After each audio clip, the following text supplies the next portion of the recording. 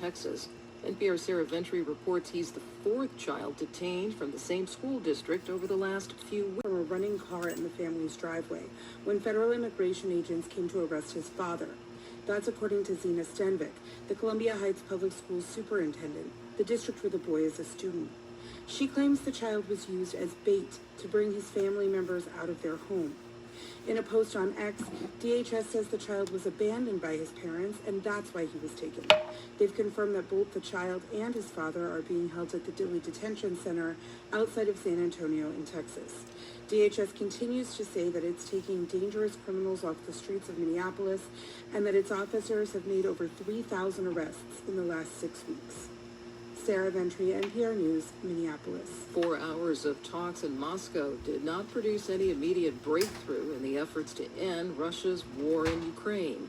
Russian President Vladimir Putin met with President Trump's special envoy, Steve Witkoff, and Trump's son-in-law, Jared Kushner.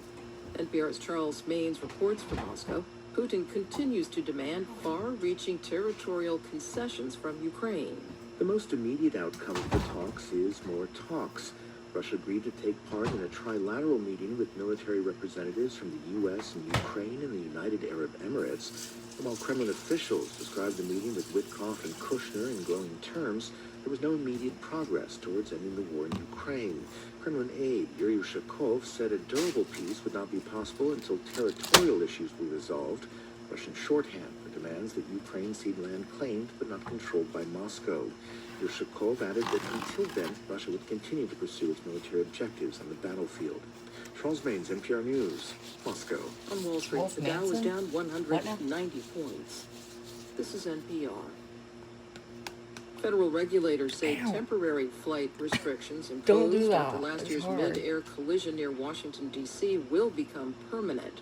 NPR's Joel Rose reports that announcement comes just days before the anniversary of the crash. The Federal Aviation Administration moved quickly after the This mid-air is not collision sharp, of I an Army promise. helicopter and the passenger jet, It's just an imposing apple temporary cutter. flight restrictions around Ronald Reagan Washington National Airport.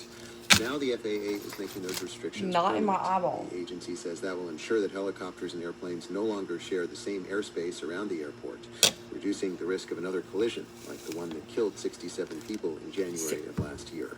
The National Transportation Safety Board plans to hold a meeting next week to detail